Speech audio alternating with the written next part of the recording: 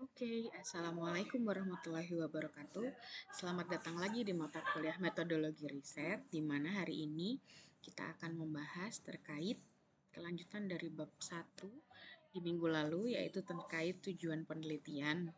Nah, apa sih yang dapat kita lakukan atau apa tips and trick untuk mencari tujuan penelitian? Salah satu caranya, teman-teman semua bisa melakukan dengan pendekatan SMART. Apa itu pendekatan SMART? Nah, pendekatan ini membantu peneliti memastikan bahwa tujuan mereka itu jelas, terukur, dapat dicapai, relevan dengan penelitian, dan memiliki batas waktu tertentu. Dengan demikian, tujuan penelitian menjadi lebih terarah, mudah dipantau kemajuannya, dan lebih mungkin untuk dicapai.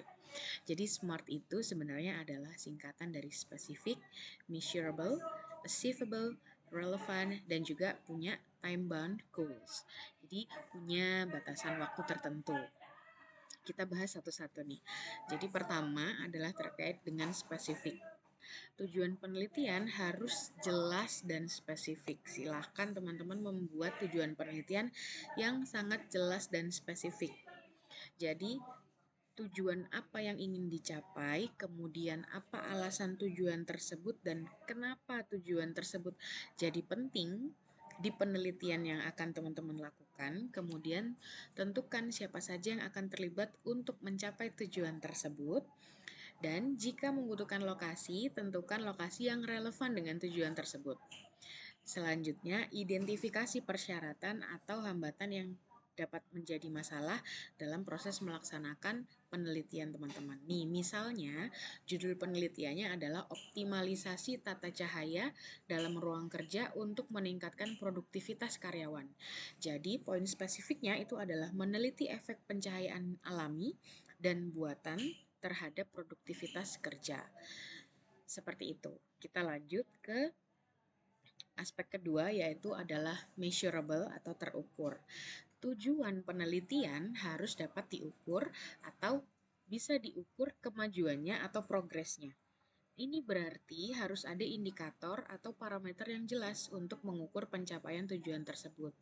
Misalnya kita kembali lagi ke judul penelitian yang tadi, yaitu optimalisasi tata cahaya dalam ruang kerja untuk meningkatkan produktivitas karyawan. Berarti aspek terukurnya adalah menggunakan indikator produktivitas seperti jumlah tugas yang diselesaikan, kemudian tingkat kepuasan kerja melalui survei kuesioner, seperti itu. Jadi silakan menyusun hal-hal atau tujuan-tujuan penelitian yang nanti itu kira-kira bagaimana sih cara mengukurnya, bisa nggak diukur, dengan apa diukurnya, apakah dengan kuesioner atau dengan kuantitas lainnya, atau misalkan banyak hal lain menggunakan software, melibatkan apapun, itu silahkan dirancang sedemikian rupa. Kemudian aspek ketiga yaitu adalah achievable.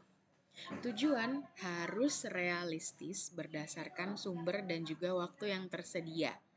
Tujuan penelitian boleh dibuat semenantang mungkin dalam tanda kutip, tetapi tetap harus bisa terjadi atau memungkinkan hal itu terjadi. Kemudian perlu juga dipertimbangkan bagaimana sumber daya yang diperlukan, apa sumber daya yang diperlukan, siapa saja sumber daya yang diperlukan untuk menyelesaikan tujuan penelitian tersebut. Misalnya, kalau kita kembali ke judul penelitian yang akan kita kulik tadi, judulnya adalah optimalisasi tata cahaya dalam ruang kerja untuk meningkatkan produktivitas karyawan.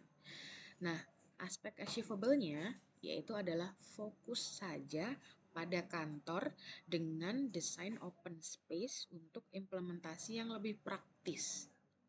Jadi tidak perlu melibatkan hal-hal yang tidak berkaitan dengan konteks atau penelitian teman-teman. Sehingga hal ini lebih dapat memungkinkan untuk dicapai penelitiannya. Tujuannya itu bisa diketahui gitu. Tidak terlalu umum, tetapi juga dapat dirasakan manfaatnya oleh sebagian besar kalangan, seperti itu. Kemudian aspek keempat adalah relevan. Nah, penelitian harus sesuai dengan tren atau kebutuhan pasar. Jadi kita dianjurkan untuk meneliti apa kira-kira perkembangan yang ada saat ini, dan bisa jadi apa kira-kira kemungkinan perkembangan yang akan kita dapatkan di tahun-tahun berikutnya. Misalnya, dengan judul yang tadi kita gunakan sebagai contoh, itu teman-teman bisa mendapatkan aspek relevan dari tujuan penelitian itu, yaitu berkaitan dengan tren hybrid working dan juga kebutuhan kantor yang fleksibel. Sehingga itulah dia kenapa penelitian ini dilakukan. Optimalisasi cahaya dalam ruang kerja untuk meningkatkan produktivitas karyawan ini dilakukan tuh karena ini loh kaitannya dengan iya sekarang kan ada tren hybrid working, kemudian ada kebutuhan kantor yang fleksibel, kantornya bisa di rumah, bisa menggunakan media pendukung lainnya dan lain-lain. Kemudian aspek kelima itu adalah time bound goals. Harus ada batasan waktu dan tahapan penelitian yang jelas. Misalnya dalam 6 bulan mengumpulkan data, kemudian 3 bulan dianalisis, kemudian 3 bulan selanjutnya penyusunan rekomendasi atau hasilnya. Jadi tujuan penelitian teman-teman itu punya jangka waktu tertentu. Penelitian dilakukan selama misalkan 12 bulan dengan tahap pengumpulan datanya itu ada 4 bulan. Kemudian 4 bulan lagi itu digunakan untuk analisis dan 4 bulan lagi digunakan untuk menyusun rekomendasi atau saran-saran untuk penelitian selanjutnya dan lain-lain. Seperti itu. Nah, kira-kira ini saja yang bisa kita bahas terkait dengan pendekatan SMART. Selanjutnya kita akan coba menghubungkan apakah pentingnya hubungan antara tujuan dan juga manfaat pada proposal penelitian. Untuk membuat manfaat penelitian yang efektif, penting untuk menghubungkannya dengan tujuan penelitian. Yang pertama, karena jelas dampak spesifik penelitian terhadap kelompok sasaran bisa dilihat. Kemudian yang kedua, manfaat penelitian sebaiknya punya kontribusi yang positif untuk masyarakat umum dan sebagian besar kelompok. Nah, manfaat teoritisnya berhubungan dengan pengembangan teori dan pemahaman yang lebih mendalam tentang suatu konsep atau fenomena. Terus, manfaat praktisnya berhubungan dengan penerapan hasil penelitian dalam dunia nyata, misalnya dalam pemecahan masalah atau pengambilan keputusan. Dan terakhir, manfaat penelitian sebaiknya dapat diterapkan secara langsung atau dikembangkan oleh penelitian berikutnya. Sehingga penelitian yang teman-teman lakukan itu bisa punya inspirasi untuk peneliti-peneliti selanjutnya untuk mengembangkan keilmuan yang teman-teman sama-sama geluti atau sama-sama sukain.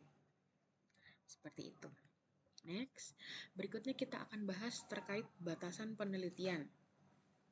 Nah, adapun cara-cara menentukan batasan penelitian, ini misalkan yang pertama menentukan lingkup studi.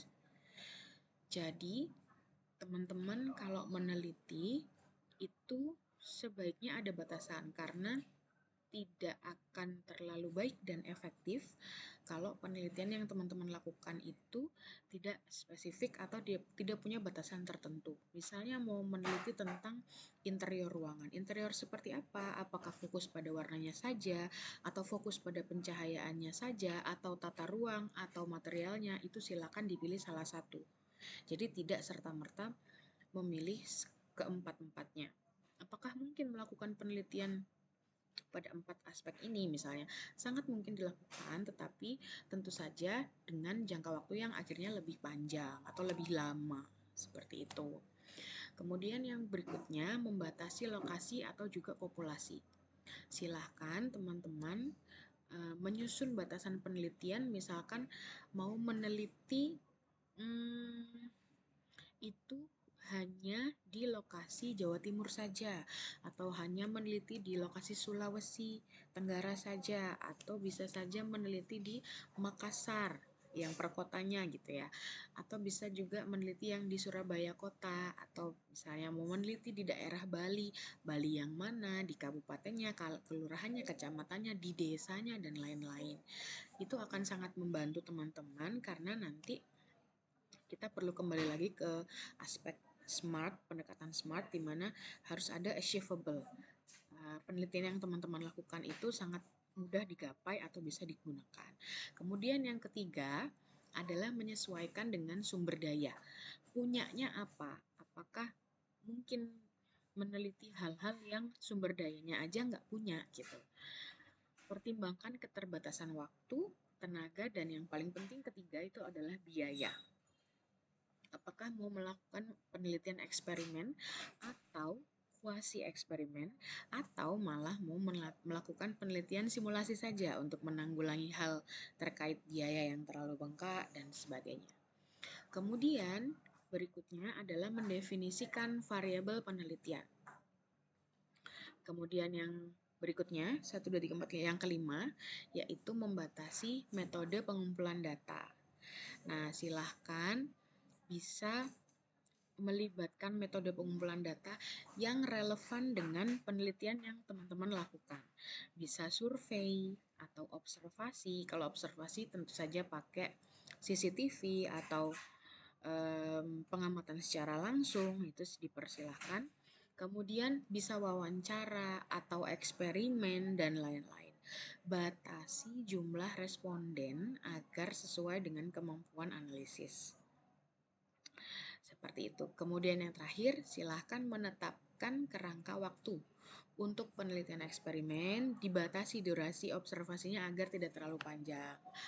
Nah, untuk penelitian eksperimen ini, misalkan responden diminta untuk merasakan suhu ruangan selama 10 menit atau selama 5 menit atau 15 menit.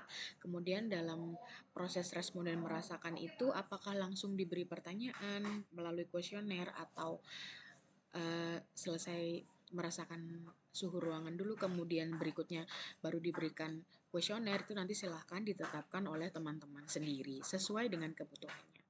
Seperti itu. Nah, ini misalnya contoh dengan judul dampak penggunaan warna netral terhadap kenyamanan ruang tidur. Misalnya contohnya seperti itu. Kemudian batasannya apa saja? Nah, batasan yang pertama misalnya fokus hanya pada warna dinding, tidak membahas furnitur atau dekorasi. Teman-teman juga jangan lupa menyebutkan alasan ilmiah kenapa hanya fokus pada warna dinding saja. Apakah warna dinding itu adalah hal yang lebih sering dipandang oleh mata atau apapun itu, silahkan mencari alasan-alasan ilmiah atau mudahnya itu silahkan cari literatur-literatur ilmiah dari penelitian terdahulu yang menjelaskan atau mendukung hal ini. Kemudian berikutnya, studi dilakukan pada apartemen tipe studio di kota besar. Nah, ini berkaitan dengan sumber daya. Ada atau enggak sumber daya? Sumber daya kira-kira mudah yang mana ya? Kalau mau meneliti dampak penggunaan warna netral, teman saya punya apartemen nih, teman saya ada 5 gitu.